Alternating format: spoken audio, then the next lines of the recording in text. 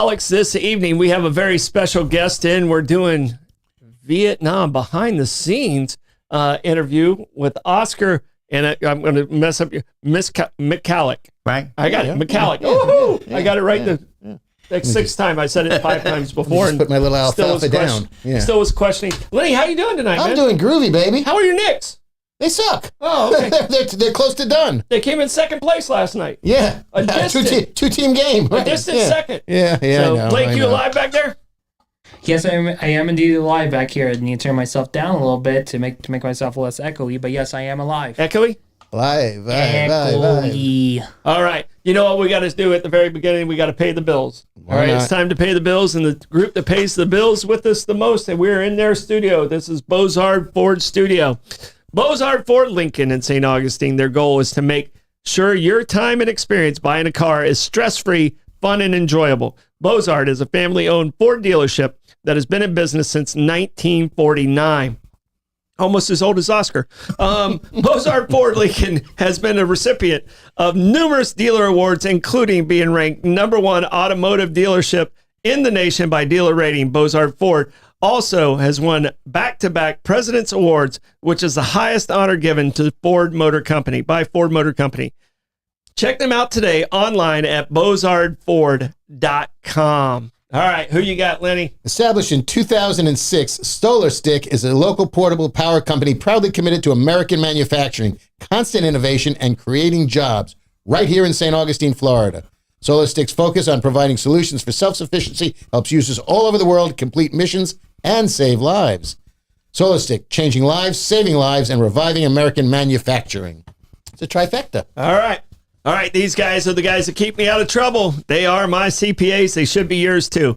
Aver Kresge and Associates is a full-service local CPA firm with a team of skilled professionals dedicated to providing top-level service in the areas of tax compliance, planning for business, individuals, estates, and trust. They also do audits, reviews, and other accounting services. If you need a business valuation, forensic analysis, or litigation support, you need to give them a call at 904-460-0747. That's 904-46.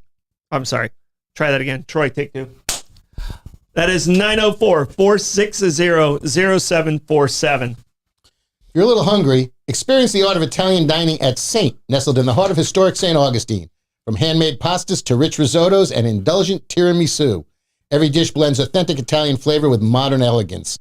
Sip to craft cocktails, savor seasonal ingredients, and enjoy breathtaking views from our second-floor balcony or rooftop patio, where you can take in the bayfront and even spot the lighthouse on a clear day.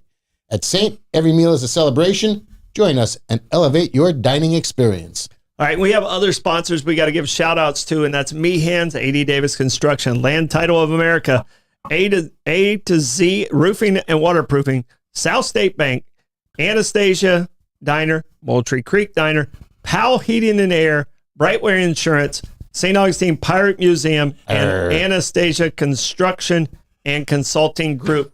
All right, hand me those over. We're about to get into business. And of course, we can't forget Kaiser's Deli and Market. Kaiser's Deli. I am sorry, Kaiser. It's okay. Saw you down there and just skimmed right over because I haven't had my bollocks. Right. You're a little peckish. I haven't had my bollocks A little today. peckish. So, all right, we have Oscar in studio, and Oscar, we really appreciate you coming in this week. We've been friends for a long time. Let's go acquaintances. I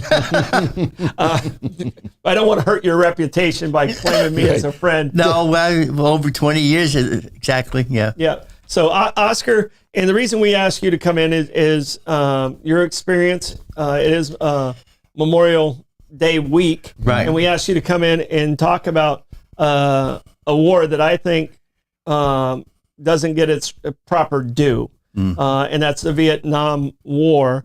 And you actually, how did you end up joining? You were in the Army, correct? I was in the Army. You were in the Army. So how did you end up being in the Army? Yeah, and I would like to preface by saying, since it's Memorial Day, I'm speaking for the guys that I was in combat with that didn't make it or did make it or are not here today, that couldn't stand up and talk about what they went through. And what I'm going to tell you is what my experience was in Vietnam, not what happened all over Vietnam, but personal things that you would probably never see in a movie, things that you wouldn't like to hear,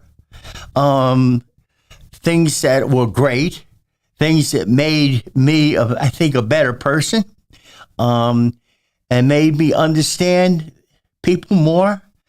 So there's a lot of good things coming out of the war, and there's a lot of bad things coming out of the war. And people who left the war came back and didn't get a welcome. And mentally, that put a toll on some of them. You know, whatever happened to them, they could be on the street sleeping or whatever. So it was a mental test and it was a physical test. And the reason I'm here today is because of those guys that I fought with in Vietnam. That's the only reason I'm here. Yep. Because we did what we had to do, and there were wrong things doing out in the field, and there were right things doing in the field.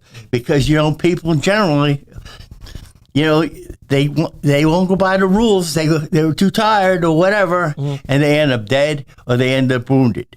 And I have to attest that my platoons and the people I was with, we had our stuff together. You're allowed to say shit. It's just like, can I say you that? can say shit on we our had our show. shit together, and it's just like a football team. Everybody in a football team has to do their job, and that's how you win. In Vietnam, you have a football team, a platoon, maybe 25, 30 guys, whatever, in your platoon. And it's like a football. If everybody does their job, you're not going to win, you're going to stay alive. And that was the premise of it. All right. So, and where I want to take you is you're 20 years old. Now, you got drafted. Do you remember your draft number? No. You don't remember your draft number. Where were you at when you said, okay, I'm gonna go in the Army? And well, where were you at mentally? I mean, you're a 20-year-old kid. Yeah, I was at home, and for some reason I knew I was getting drafted. I remember watching TV and watching the grunts on the ground carrying M16s and stuff, and I said, I'll probably end up there. And what happened is I went south to Miami-Dade College, and I didn't go to classes at all. It was just, I knew. Miami? Because they sent me a letter, and they said, you can't go, your 4F is finished. So at this point in time, finish your semester and you're going to be drafted. Yeah. So I knew I was going to be drafted. So you're like, screw this. So I went to Florida and Miami, and I had if sometime in your life you go, Jesus, I wish I had 1 year where I could just go crazy and have fun. And that was that year. They gave you a heads up. Yeah, right. Yeah, because, I didn't know where I was going, if I was coming back or whatever, And I remember coming back, a lot of my friends said, we didn't think you were going to make it, because a lot of guys didn't make it. So it was an experience. Well, I know you. I know you're an excellent golfer. I mean, you're a guy who can shoot his own age. Yeah, which is I shot under my age a few times. Shot under your age a few times, which is super impressive. Right, and gets harder as you get older. And I can shoot my age on 9. So, I mean, I'm 50. I'm about to be 58. Oh, so miniature golf. Yeah. No, miniature golf. I crush at my age. Yeah. But when you found out you were getting deployed, how long were you in the Army at that point, and what was the process when you were getting? The schedule was I went to South Carolina and got processed, and that was an experience because I came out of Whitehall Street in New York City, and we were on a plane, and it was about 200, 300 guys or whatever, and we got to South Carolina, and I remember getting off the plane, and the Army sergeants would go, gentlemen, go over here, gentlemen, nice, and all that kind of stuff. So they put us in a room, and it was a round room like this, and they had crates. And all around the room was crates. And they said, gentlemen, if you have any knives, if you have any guns, if you have anything, put them in, because you're going to take your clothes off. We're going to give you clothes and you won't have them. Put them in the box. there were so many knives and guns, sawed-off shotguns in that room. Must have been with some Florida boys. Right. Once they armed the whole group, right? They got us in formation. You son of a bitch! You know, they would curse at you and everything, you know. So but you they were couldn't shoot afraid to do that With them having the knives. Right. Made sure they took the knives and guns. Exactly. Yeah. So that was an experience, you know. And then I went to Fort Gordon, and that was 8 weeks of basic. And then I went to Anniston, Alabama for advanced infantry training. Okay. And once you finish that, you're supposed to have a lieutenant tell you, where would you want to go to, Hawaii, Germany, or Vietnam? So they didn't do that. They just lined everybody up. Thousands of guys, you're all going to Vietnam. Yeah, it's where you're going. It's not an option. Right. You're heading out. Right. So Lenny, you got where the need was. No, I wanted to ask Oscar about how much training he had before he got in country. And he just answered that because, you know, it's a pretty quick turnaround. Well, what it does, that training between Fort Gordon and Anastasia, Alabama, probably saved my life too, because what they did is everybody got their hair shaved, you all wore the same clothes. They took away your identity. You're not your name. You're a soldier, or you're going to be a soldier. So everybody looked the same, treated the same, whatever. So the whole idea, when you get into a combat zone, you're not Oscar. You're a soldier. You're a buddy to him. You're a buddy to him. You're there to protect him, and he's there to protect you. That's how you work as a team. And that was the thing about going into the service. You become a soldier. You're not into politics. You're not into any of this stuff. Yeah, you don't care about it. You're there for You're there for a focused reason. And that was true. So the band of brothers. I mean, you know, Yeah. I can feel that. You know, growing up in team sports, but I can't feel it. You know, having your back up against somebody else sleeping. Oh yeah. In a jungle somewhere. Describe the first night. You and one of your buddies is sleeping back to back in a hostile situation. Well, I'll tell you, the first night I was in Cameron Bay, into country, and I was a heavy sleeper, right? And I was in a barracks, and I slept on the top bunk, and I slept good that night. In the morning, I'm waiting in the chow line.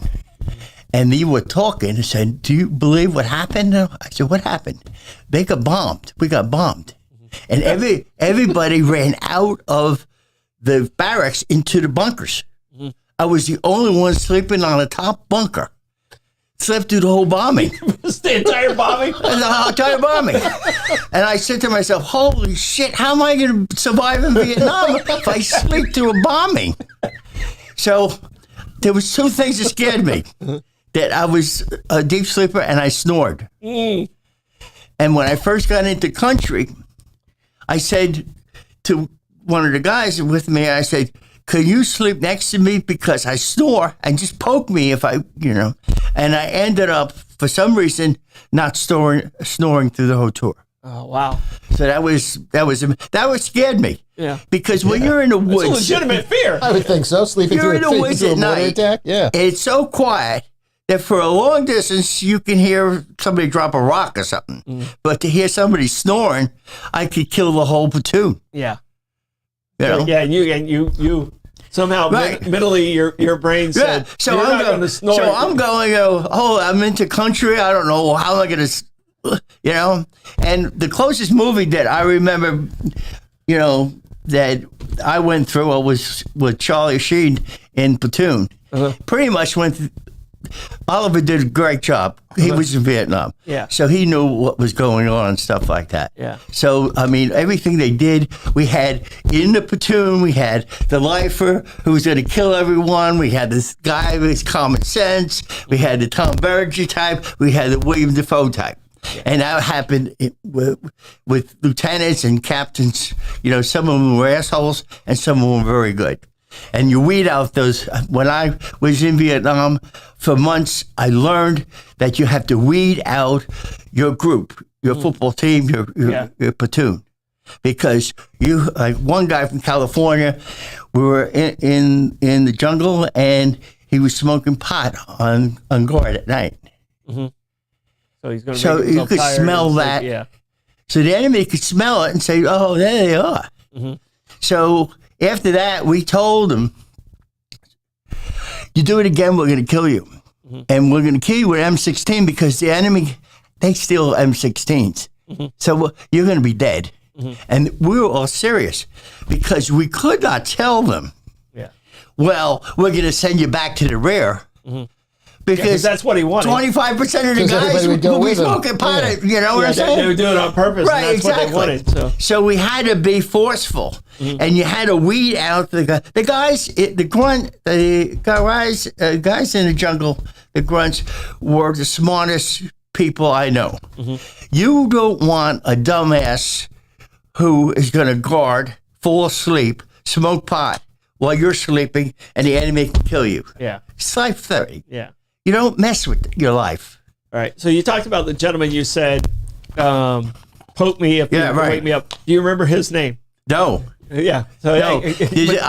I have a little book, which I haven't looked into in years, but you have to remember,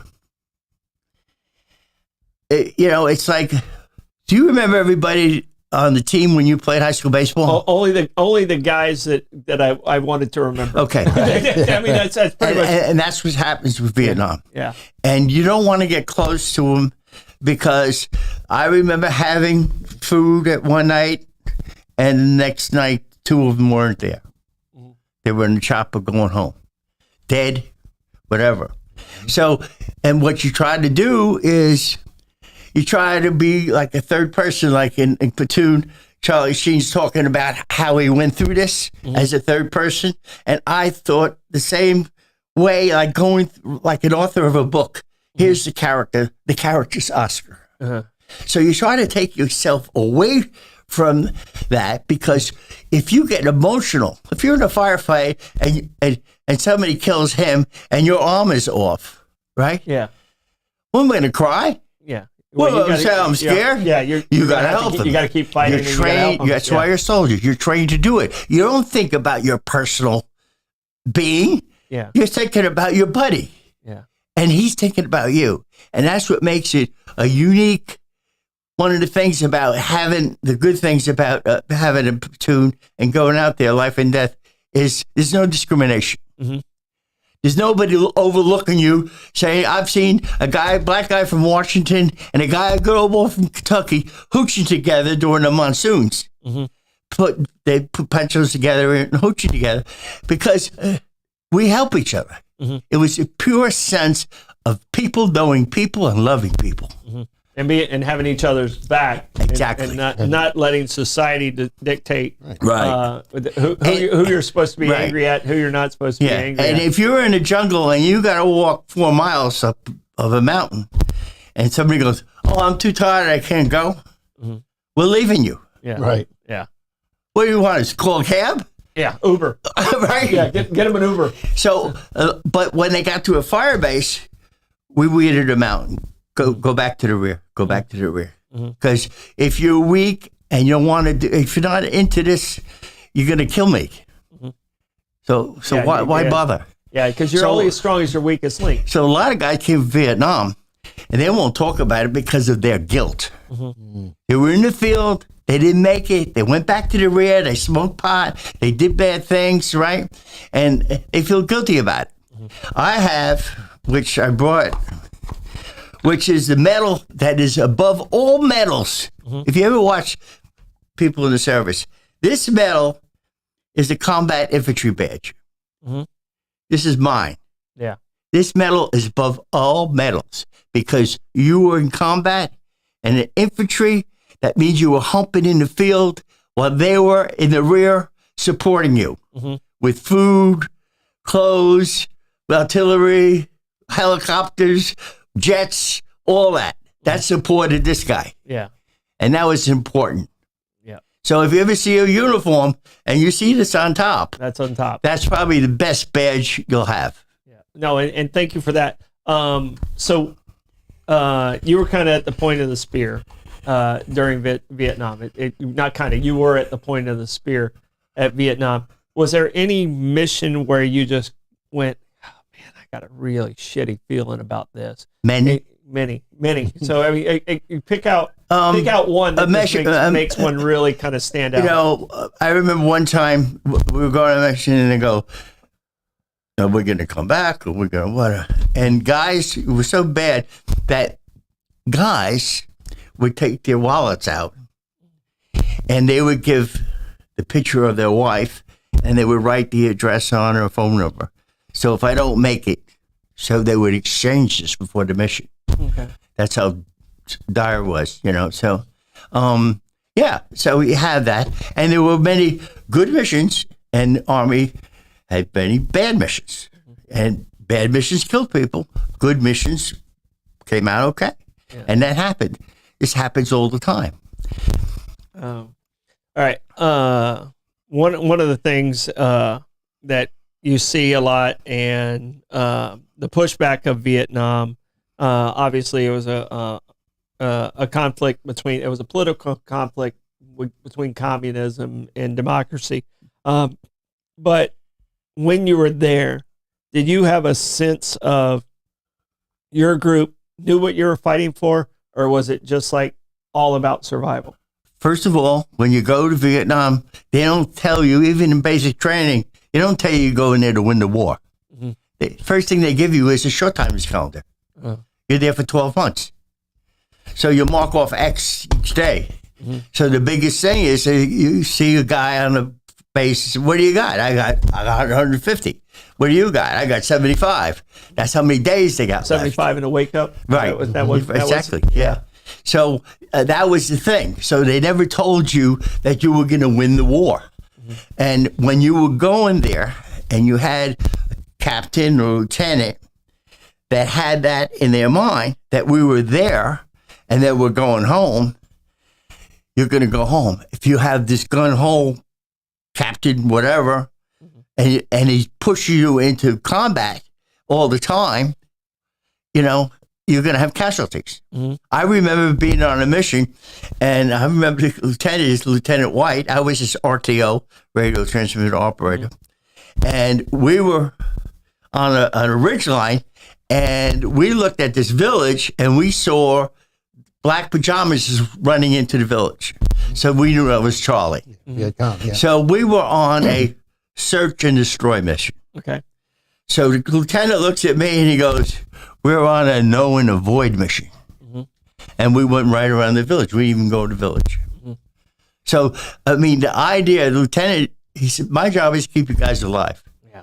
Yeah. We can kill 10,000. What makes a difference? We're going home. Yeah. So that was the attitude. And baby killers and all that kind of stuff, yes, it did happen. And you did have assholes that did that. They burnt down villages. But the guys I was with, I was so proud of. I remember we captured 2 Charlies. They were in a hole in the ground, like a little whatever. They came out, they were cut, there were flies on them. They had 1 gun with 3 bullets. Mm-hmm. Right, big enemy. Our a medic came over, patched them up, we gave them food, put them on a chopper and sent them back. Mm. And you know what happens to them? They have 2 choices. They would go into a compound where they keep the prisoners, or they become Kit Carson scouts. Mm. A Kit Carson scout would make $85 a day, have a uniform. He doesn't make $85 in a year. Yeah. He's $85 a month. So which way is he going to go? Yeah. Right. And he would train with the troops, and he would go out. Mm-hmm. And the only thing these guys were good at is if we were going in the jungle and we were going to go up a ridge line or something like that, and he would go, "Me no want to go." So somebody was it's a bad idea. Right. It's a bad idea. What he said. So they it's like little big man. Why don't you go down that hill? But the thing about in Vietnam is that you didn't know who was the enemy and who was the friendly. Yeah. I was chosen, which was an honor, to go on a recon mission three of us. I had the radio and two sergeants. And we were going to find out because around the fire base there were the villages, and at night they would come out and set up mortars and attack the fire base. So we would go out alone and do recon. And I remember we were outside this village, and I remember three of us were in the bushes because we had no backup. If they catch us, we're finished. Yeah, you're done. And I remember we're there, and about 10, 12 feet from us is the trail, and they started walking on the trail at night, carrying mortars and stuff.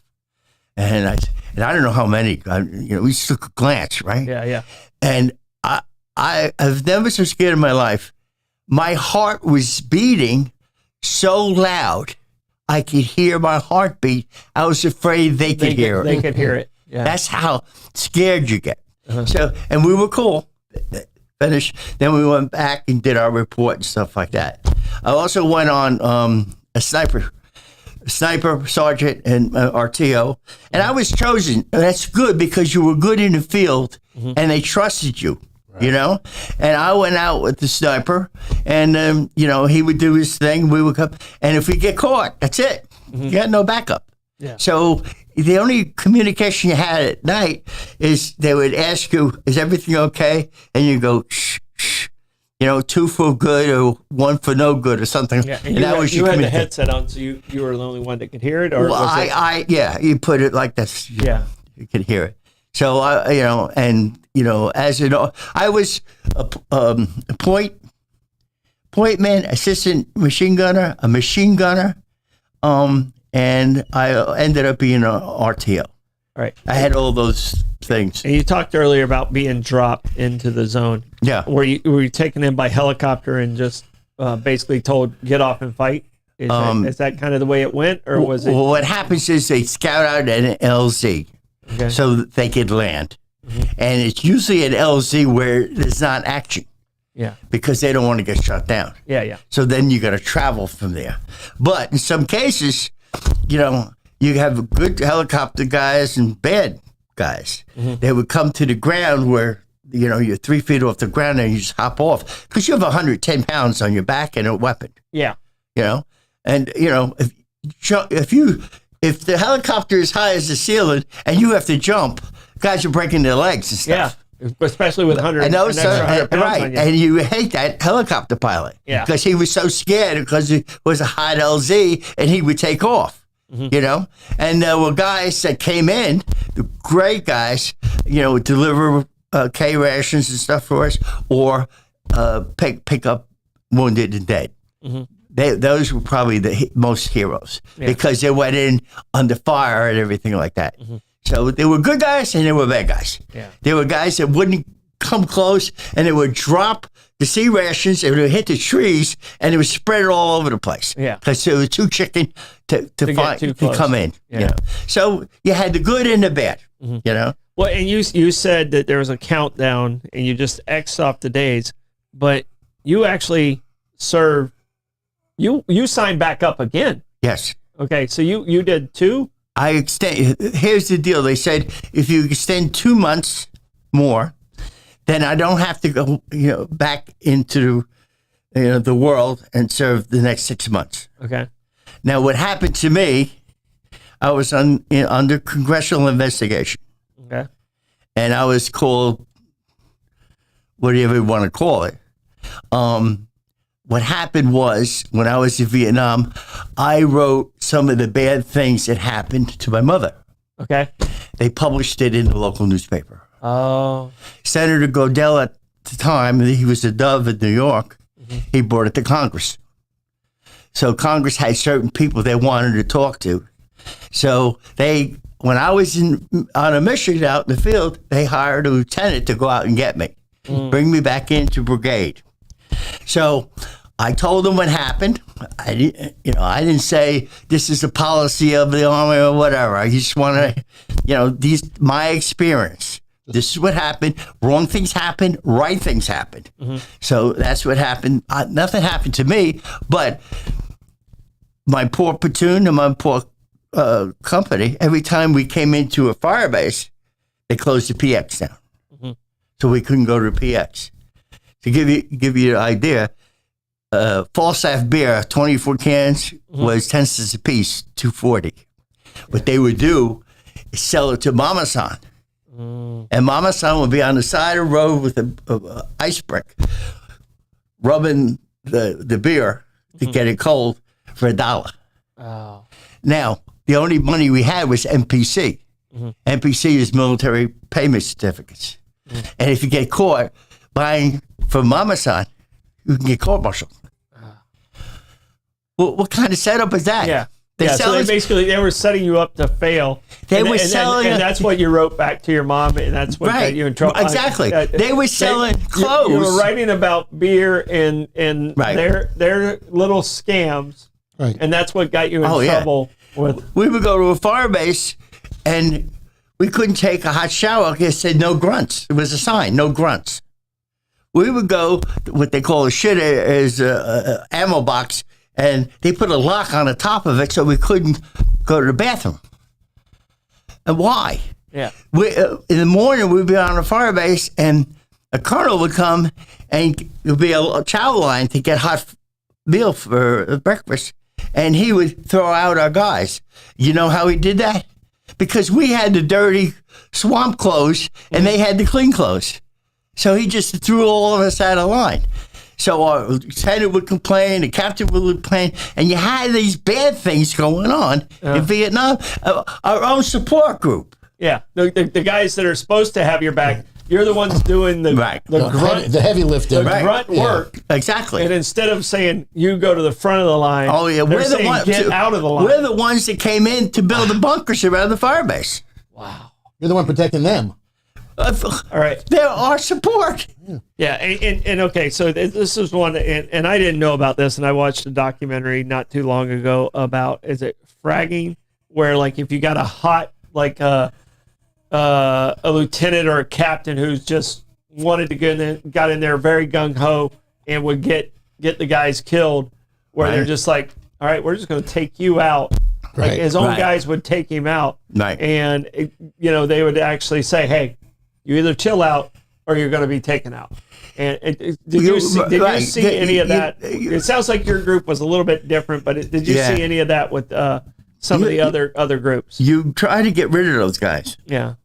And even though I was, I never got promoted sergeant because every time I went to a fire base, they closed down the 5 board. Yeah. Just because I told your mom what was going on, So what you try to do is, and I had lieutenants where I was RTOs for, where they would screw up, and I don't care what the rank was. I had one guy from West Point, and what they did was wrong, and my job was to help protect the rest of the platoon. Yeah. So I told them, no, we're not doing that or whatever.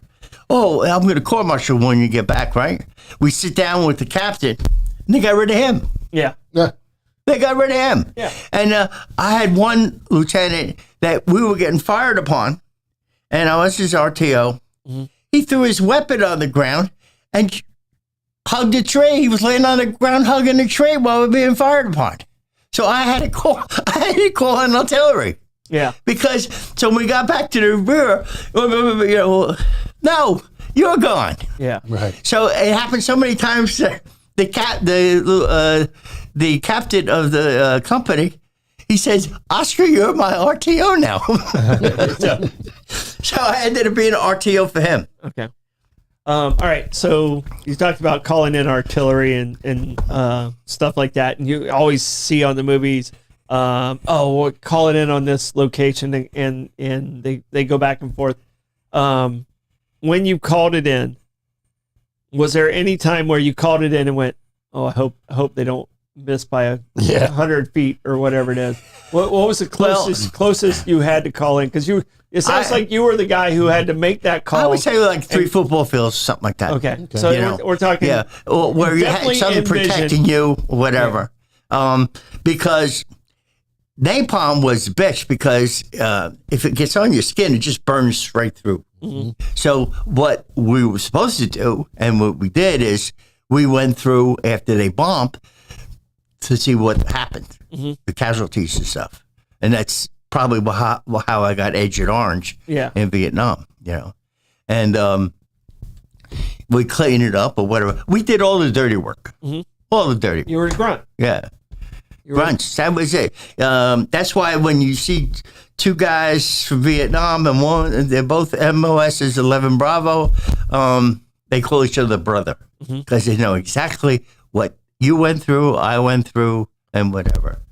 So it was that kind of thing. So it was an experience that you really learn about people, what they can do and what they can't do. You have people that are trained in the Army and they go into a combat and they freeze. I had one guy actually see him go crazy, went nuts.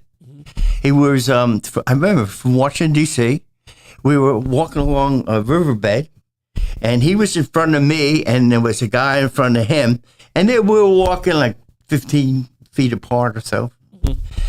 And all of a sudden, we got fired upon, and the guy in the front got hit, went down. He carried a weapon that we called a thump. It was a grenade launcher. We had M16s, and some guys carried grenade launchers. He ran up there. He shot, because I was watching this. He shot the grenade launcher into the enemy's chest, and it bounced off because it has to go a certain distance. Yeah, there's a safety explode. factor. Yeah, and then he went into the stream, picked up the M16, pulled it out, cleaned it out, and killed the enemy. So when we went back, so he was like a hero. About 3 or 4 days later, we're on a mission, and we have a night perimeter and all that stuff. And usually you set up your stuff, and in front of it is a weapon, or if you're a machine gun or whatever, and then you do your trip flares, and you do claymore mines and everything, set it up. So after we were finished, I go back to where I set everything up, and he's sitting there. And I said, okay, good.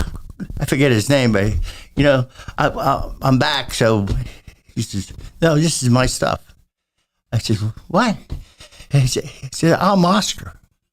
I says, really? He said, I'm Oscar. I says, no, you're not. I'm Oscar. He said, I'm Oscar. He snapped. He went to the point where he pulled a 45 on one of our guys and put it to his head. We talked him out of it. Well, we didn't have handcuffs, but we put him in the back of our platoon, and a guy watched him. He had no weapons or whatever. And we put him on a chopper and sent him back. We heard he was in the hospital, and he scratched himself so much he was bleeding all over his body. He had this, and then they sent him to Japan. They usually send you to Japan if you have mental disorders or whatever. Yeah. But he also went crazy. He snapped. And you have guys that watch that, and they go, shit, I don't want to be in the field. Yeah, I don't want to be that guy. I don't want to be that guy. This is the worst that can happen to you in Vietnam, is to be sent to the field. So when I was in the field and they asked me about what happened, they sent me back in the field. But I got an ovation coming off the helicopter because most guys chicken out because they tell them, listen, it really wasn't that bad. It's not our policy. These things went wrong. How would you like to get out of the field and we give you a job in the back, in the rear? I said, no, send me back to my group. Yeah. And clapped and everything like that. Yeah, your guys are like, thanks for coming back, Oscar. Set up for him. Yeah. Yeah. Yeah. So, Oscar, we've all heard stories about the reception Vietnam veterans received in the early 70s when you came home. Yeah. I mean, the whole perception has changed now. People understand the conflict differently. They understand the sacrifices in the service dramatically differently now in retrospect. Oh, yeah. But how was it when you came home the first time in 1970? When I came home, I told you I extended. So my last day in the Army was my last day in the Army, my last day in Vietnam. And I flew into Fort Lewis, Washington, Fort Lewis, and we were at the airport. Me and my friend, we extended together. We went in together. We came out together, and we went to the airport. We had our uniforms on, and let's go to. We're waiting for the airplane. Let's go to the bar, have a beer, and we're both out of the Army. We have, they said you finish. Still in uniform though? But we're still in uniform. Okay. And the bartender said, I want no trouble from you guys. I want you to sit over there in the corner, and I'll give you 2 Cokes free. But I don't want you sitting at the bar. I said, holy shit. So we were so embarrassed. We got on the plane, right? And before we got on the plane, I think we went in the bathroom and we changed into regular clothes because we were embarrassed. And then when I got home, I remember seeing my best friend and went to a bar and we sat down and I ordered a draft and I maybe drank two sips of it. I'm talking to him. Bartender says, "You're drunk, get out of here. I'm calling the police." So wherever I went, it was, went to the old place where they had music and stuff. Girls would come up and spit in my face. So that was it. I went home and I watched my hair grow for 4 months. I couldn't talk about Vietnam to my father. He actually called me a liar. So I said, forget about it. I couldn't talk to anyone. Nobody wanted to hear it. Right, and they didn't have the shared experiences that your fellow soldiers had at the time to understand it. And they didn't have any PSD or at that time. Right. Yeah. They let us loose in the street. Yeah. So a lot of guys were all screwed up. Yeah. You're a soldier, and you got to transition into regular life. Mm-hmm. I mean, that is a big thing for guys who went through combat, or guys who have this guilty about screwing up, and they're back home, and nobody's talking to them, and nobody wants to talk. They won't hire you either. Mm-hmm. If you go for a job, they won't even hire you. Yeah. And I always resented this thing about this image of a Vietnam veteran being an overweight guy on a motorcycle with a gray ponytail. No offense, though. Yeah. But he doesn't have his ponytail right now. Yes, exactly. Now. Right. Because there were hundreds of thousands of guys who are in Wall Street or teaching college or doing something. Yeah. But the media always put that as a Vietnam veteran, like, the wild one or something. Yeah. Yeah. So, and they still put it out there like that. So, one of the things you went in some areas that we don't talk about. You weren't really supposed to be there, but you were there. Did you know at the time, like, when Cambodia came up, it was supposed to be very secretive in that. How did they convey that to the troops on the ground? Like, hey, you're going in. Yeah. But don't talk about it. No, who are you going to talk to? You're in a platoon. Yeah, yeah. So you're going, right? I remember sitting on the pad, waiting to take off, with my lieutenant, because I was his RTO. Mm-hmm. And we're sitting there, and the door gunner, because I have M6Cs on the door gunner, is smoking a joint. Mm-hmm. I said, holy shit, you're smoking a joint? We're going into Cambodia. Mm-hmm. He goes, that's nothing. The pilot's on speed. Well, he ain't going to fall asleep on you. So I looked at the lieutenant, I go, oh, we're going to make it there. No. Yeah. So we got there, got dropped, and we went to villages, and there was buku, as they say, rice and food. And so we burned that up or got rid of that, stuff like that. And they were maybe there for a week or so, I don't know. Uh-huh. And then we came back. Okay. Because the Kantu Mountains, we had to go through streams, climb mountains, go to jungle, do all that stuff. So, All right. And they talk about, like, the distances, like, you guys had to travel.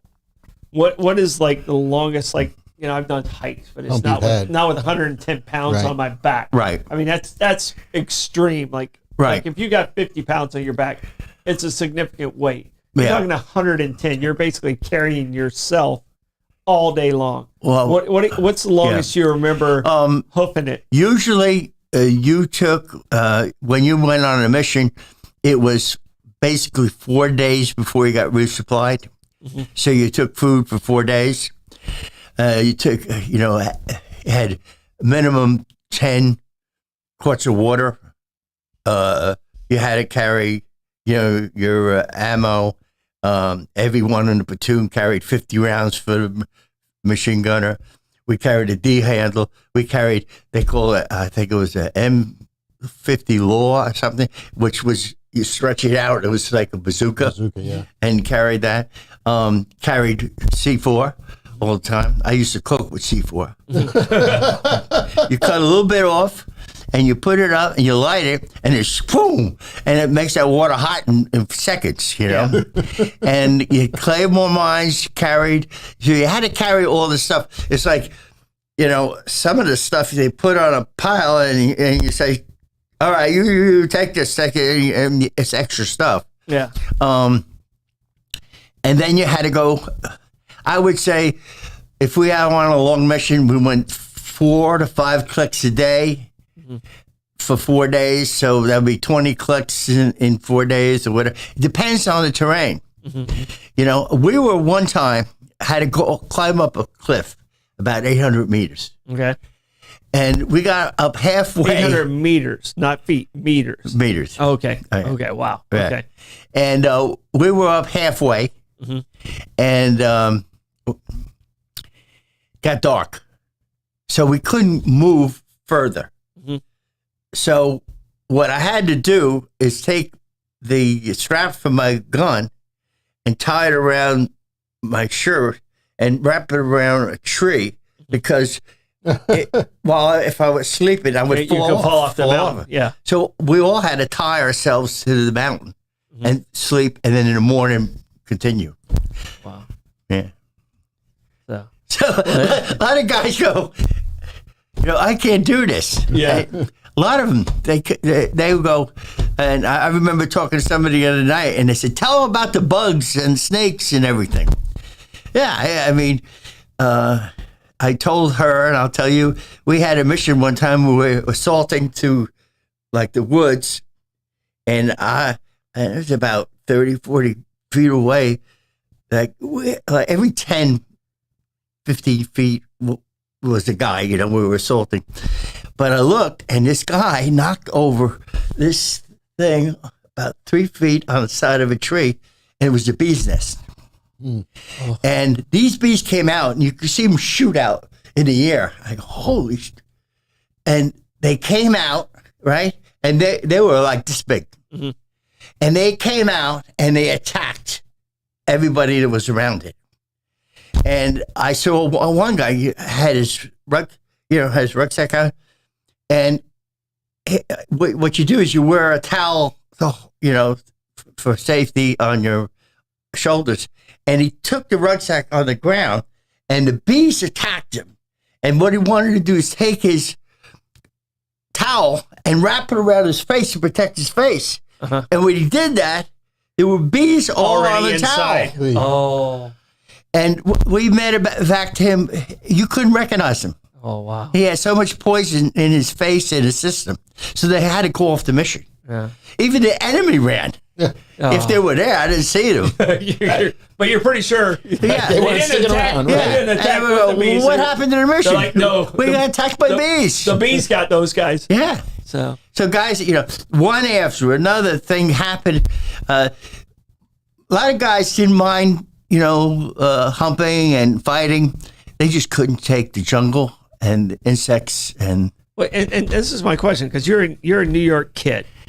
All right, I grew up in Florida, and there's a lot of swamps and stuff like that. A New York kid getting thrown into the jungle, a wet environment. Right. What was that like? Like, because you had New York. I'm sure you had New York guys. You had guys from South Carolina, like all you over, said, California, all over the place, Chicago, and stuff like that. all over. So, like, when you got somebody who was a city kid, did it have anything to do with because I could see it not being a factor, the fear factor. I could see a country boy being just as scared as a city kid. Was there some instant judgment, like when you saw somebody coming into the platoon, like, oh gosh, this guy's from Chicago? You know, was there any of that, or you gave them the benefit of the doubt, and they had to earn their chops? They would have to earn their chops. They would have to, like, simple things. You would tell a new guy coming in that, when we're breaking through the brush, you have your gun on safety. Well, the new guys, you got to watch them because they figure we're getting attacked every second, so they had it on rock and roll or whatever. Yeah. Because when you're going through the brush, right, a twig could hit that trigger, and you could shoot the guy in front of you. Yeah. What good is that? Yeah. So there's certain things that you have these guys do. For instance, in the movies, you see a patrol coming, but you see all of them because of the camera shot. You don't do that. You didn't know where they were coming from. Because you have to be, let's say, 9 to 15 feet apart. Because if the enemy sees you breaking brush through the jungle, right? He doesn't know if you're 10 guys, 15 guys, or 50 guys. He's not going to mess with you. Yeah. But if he sees 15 guys that envision together, he could shoot a rocket in your ass. He's like, okay, I got all 15 on this one shot. And guys, that's what happened. They let down their guard. They were all, there's nobody here, whatever. And I remember one guy's ass got shut off, because they were all clustered together.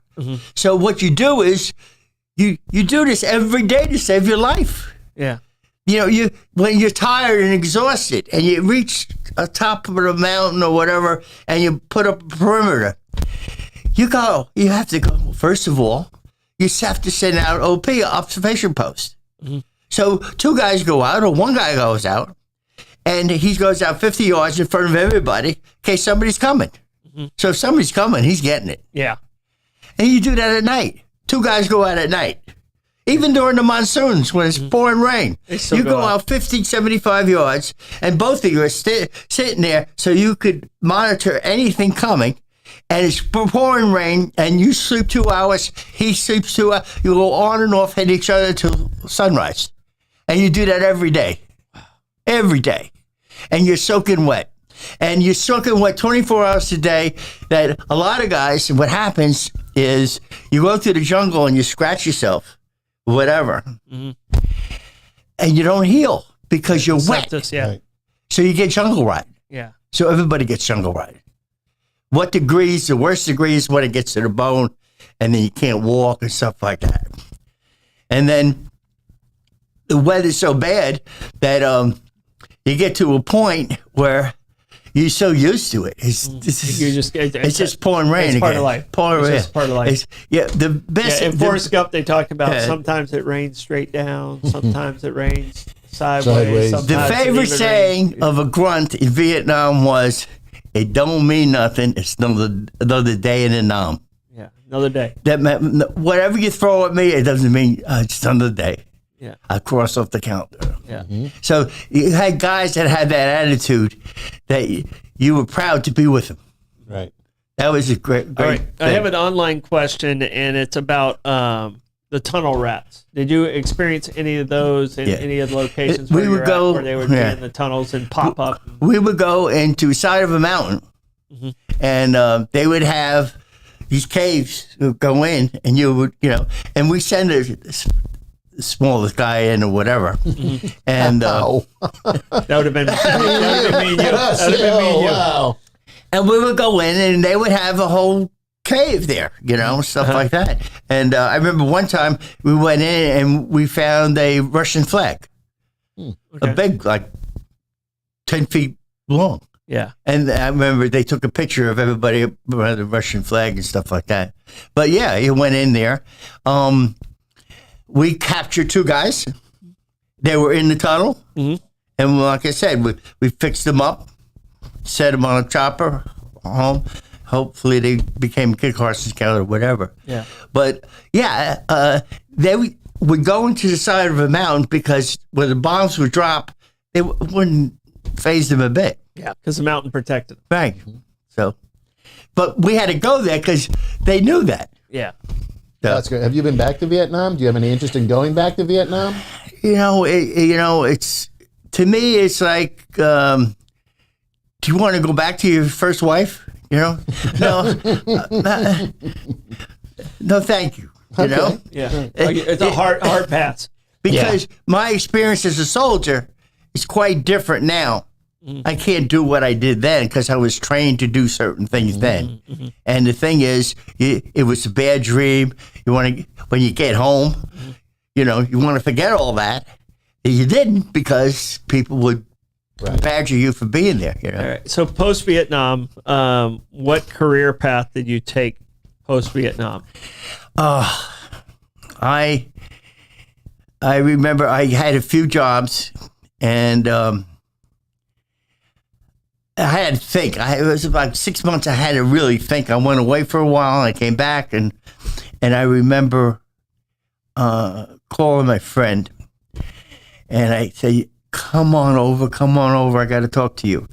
And he drove up, and he got out of the car, and I was pacing up and down the driveway, up and down the driveway. And he says, what's wrong? What's wrong? I says, Fred, I got it. I could do anything. After what I went through, I can do anything. This is a piece of cake. He says, I could go any company, get a job sweeping the floor, and I'll run the company. Yeah. He goes, he looked at me like, you're crazy, And I said, that thing right there was, I could do it. So I went to the VA at the time, had an employment agency, and they would send you on jobs. And so they said, there's a job in Nyack as a clerk for $2.50 an hour, right? Take it. So automotive, Nyack Auto Parts. I'll take it. So I went to Nyack Auto Parts, and I was a clerk, and I did the card system. They didn't have a computer then and all that stuff. And then I finished that, and I put away stock, and then I worked the counter, and I wasn't even a mechanic. I never even changed oil. Yeah. I did all the stuff. Fast forward, let's see, 71.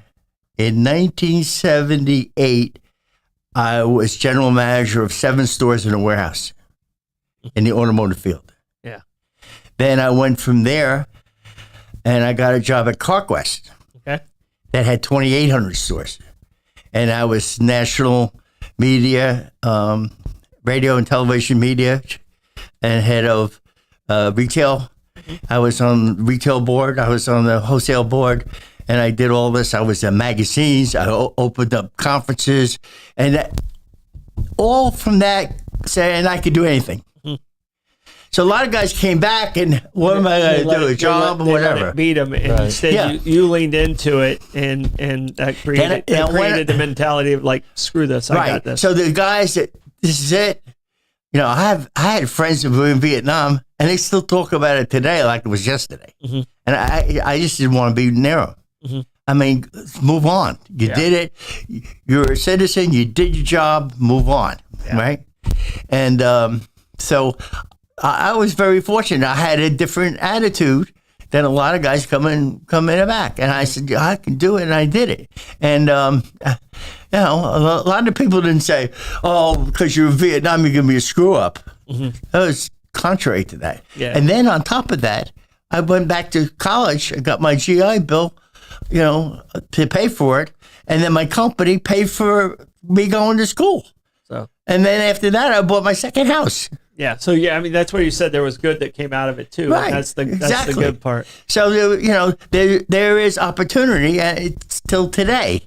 With being in the service, learning a trade, because everything is computerized and stuff, and there's different departments, and so there's a lot of opportunity there if you don't go to college. And guess what? It doesn't cost you anything. Yeah. Right. Yeah. So, Oscar, we're at the end of our show. If Lenny doesn't die, I'm sure he'll say. I'm trying not to. He'll say thank you also. Right. But it's great conversation. I truly appreciate you coming in and sharing your stories with us, and appreciate your service and what you did, and wear that that badge proudly. You are a part of the Veterans Court, which at Veterans Village we get a lot of our people from Veterans Court. But No, thank you so much for just being a part of this and sharing your story with us. Well, thank you for It's having me. Absolutely amazing. I hope I did honor to those guys that were left behind. I think you did. I think you definitely did. So Thank you. all right. Explained a lot about the whole gestalt of it all, coming back, what you had to deal with, over there, and how it set you up to give you the confidence to say, that ain't nothing. I'm going ahead. Yeah. That's right. You know? Yeah. You can do anything. Yeah. So I think that's the message you left us all with. You can do anything. And I'm out of bourbon. So then we're off the show. That means we have to stop the show. I mean, because I'm out of bourbon. But Oscar, I appreciate you guys. And thank you guys. you. Support our sponsors. This is Bollocks this evening. We'll see you tomorrow night.